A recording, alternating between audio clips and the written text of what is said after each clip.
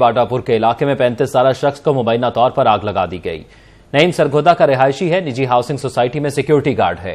Society मालिकान से छुट्टी मांगी, उन्होंने पेट्रोल छिड़क कर आग लगा दी।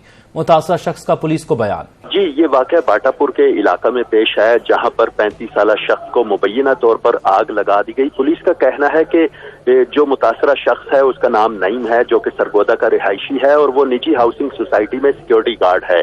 नईम ने पुलिस को अपना बयान रिकॉर्ड करवाया है कि उसने सोसाइटी मालिकान से छुट्टी मांगी, लेकिन उन्होंने छुट्टी देने के बजाय पेट्रोल छिड़क कर आग लगा दी और कोई भी शख्स उसे बचाने नहीं आया, बल्कि वीडियो बनाकर महसूस होते रहे।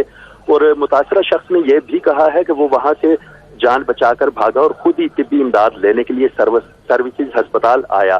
दूसरी जानिब पुलिस का कहना है कि वाकया मशकूक मालूम होता है, ताहम मुख्तलिफ पहलुओं पर तहकीकात का सिलसिला जारी है। जी।